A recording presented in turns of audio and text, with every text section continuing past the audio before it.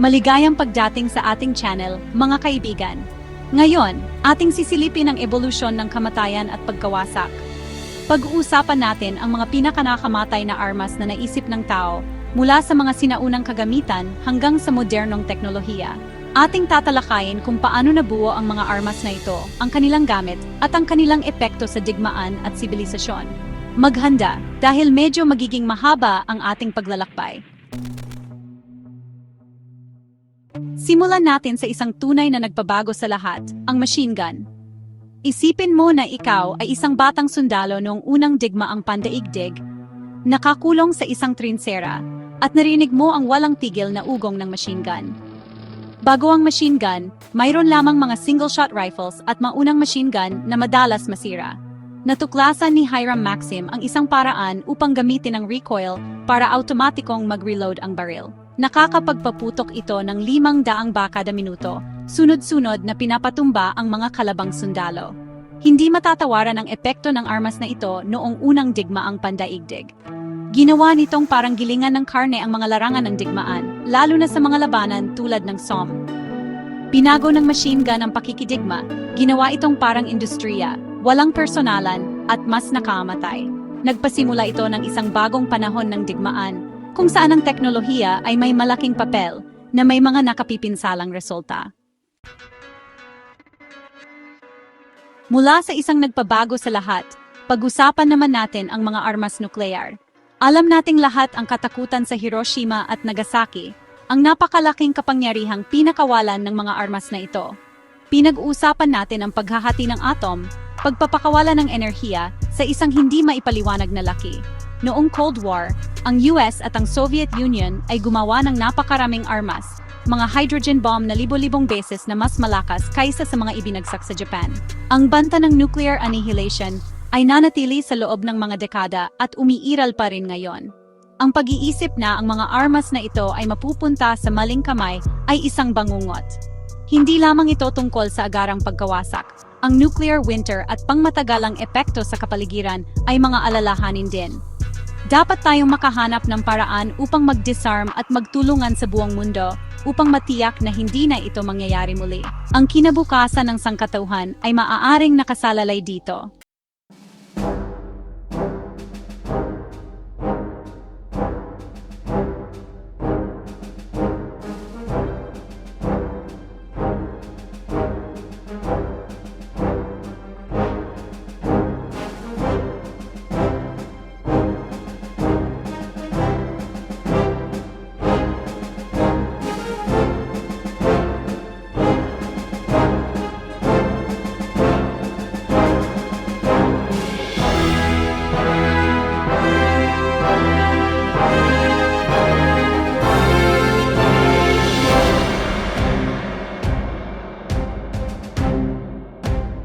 English longbow at mga armas na gumagamit ng pulbura.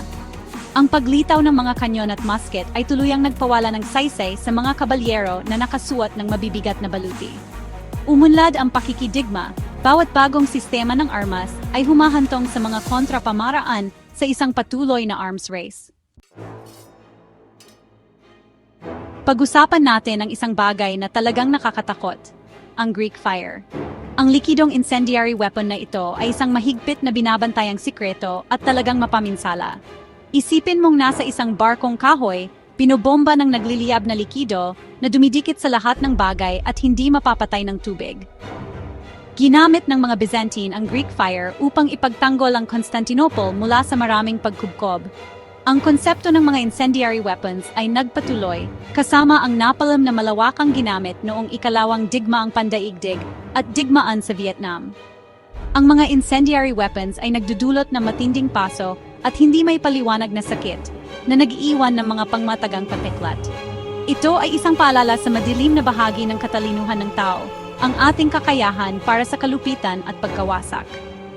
Ang larawan ni Phan Thi Kim Phuc, ang batang babaeng Vietnamese na tumatakbo pagkatapos ng isang napalm attack, ay nakaukit sa ating kolektibong alaala. Pag-usapan natin ang isang armas na pamilyar sa karamihan, ang rifle. Ang armas na ito ang naglarawan sa modernong pakikidigma, ang kagamitan ng mga revolusyon at pag-aalsa. Mula sa mga unang musket hanggang sa mga modernong assault rifle, ang rifle ay lubos na umunlad. Daan-daang taon ng inobasyon ang nagpataas ng katumpakan, saklaw, at firepower. Binigyan ng rifle ng kapangyarihan ang mga individual na sundalo na nagpabago sa dinamika ng pakikidigma. Ang AK-47 na dinisenyo ni Mikhail Kalashnikov ay isang alamat. Simple, matibay at maaasahan, ito ang armas na pinipili ng mga hukbo, rebelde at kriminal sa buong mundo. Mahigit 100 milyong AK-47 ang nagawa, na ginagawa itong pinakamalawak na ginagamit na baril sa kasaysayan. Ang rifle, sa lahat ng anyo nito ay isang testamento sa ating katalinuhan at kakayahan para sa karahasan. Sumisid tayo sa kailaliman at pag-usapan ang mga submarino. Ang mga mandaragit sa ilalim ng dagat na ito ay gumanap ng mahalagang papel sa digmaang pandagat. Nagdala ang mga submarino ng bagong dimensyon sa pakikidigma, umaatake mula sa ibaba at ginugulo ang mga ruta ng pagpapadala. Ang mga German U-boat noong una at ikalawang digmaang pandaigdig ay nagdulot ng malaking pinsala sa pagpapadala ng mga allies. Mabilis na umunlad ang teknolohiya mula sa mga unang submersible hanggang sa mga higanteng pinapagana ng nuclear na may kakayahang maglunsad ng mga ballistic missile. Ang pag-unlad ng mga submarino ay humantong sa anti-submarine warfare gamit ang sonar, depth charges, at mga special na aircraft. Ang mga submarino ay paalala na ang digmaan ay hindi lamang limitado sa lupa o himpapawid. Ang kailaliman ng karagatan ay naging isa pang larangan ng digmaan sa ating paghahangad ng kapangyarihan. Pag-usapan natin ang isang bagay na talagang nakakatakot, ang mga biological weapons. Hindi ito tungkol sa mga bala at bomba. Ito ay tungkol sa paggamit ng sakit bilang armas. Pagpapakawala ng mga hindi nakikitang kaaway, mga pathogen na kumakalat ng tahimik at walang pinipili, na nagdudulot ng malawakang takot at kamatayan. Ang Black Death ay pumatay sa 1/4 ng populasyon ng Europa noong ika-14 na siglo.